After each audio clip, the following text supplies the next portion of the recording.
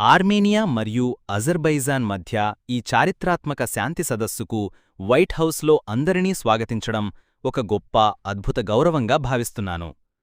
35 ఏళ్లకి పైగా ఆర్మేనియా మరియు అజర్బైజాన్ చేదు ఘర్షణలో చిక్కుకొని రెండు దేశాలకూ విపరీతమైన బాధను కలిగించాయి. వారు ఎన్నో ఏళ్లపాటు తీవ్రమైన నష్టాన్ని అనుభవించారు.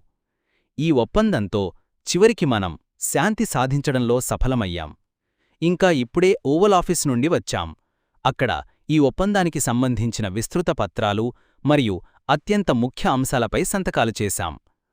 ఆర్మేనియా మరియు అజర్బైజాన్ దేశాలు శాశ్వతంగా అన్ని యుద్ధాలను నిలిపివేయాలని, వాణిజ్యం, ప్రయాణం మరియు రాజదౌత్య సంబంధాలను తెరవాలని, ఒకరి సార్వభౌమాధికారాన్ని మరియు భౌగోళిక సమగ్రతను పరస్పరం గౌరవించాలని కట్టుబడుతున్నాయి. నిజానికి అమెరికా మరియు అజర్బైజాన్ మధ్య ద్వైపాక్షిక అంతర్రాష్ట్ర సంబంధాలలో మనం కొత్త చరిత్రను రాస్తున్నాం.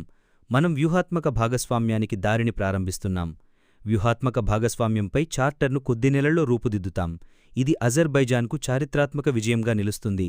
ఎందుకంటే ప్రపంచంలోని గొప్ప దేశంతో వ్యూహాత్మక భాగస్వామ్య రూపంలో ఉండటం గొప్ప అవకాశం మాత్రమే కాదు, చాలా పెద్ద బాధ్యత కూడా. ఈరోజు మనం ఆర్మేనియా అజర్బైజాన్ సంబంధాలలో ఒక ముఖ్యమైన మైలురాయిని చేరుకున్నాం. ఎక్కడైతే గతం కంటే మంచి కథను రాసే పునాది వేస్తున్నాం. మా ప్రాంతంలో శాంతికి అధ్యక్షుడు ట్రంప్ వ్యక్తిగతంగా తీసుకున్న పాత్ర, ఆయన దృఢ నిబద్ధత లేకుండా ఈ పురోగతి సాధ్యమయ్యేది కాదు.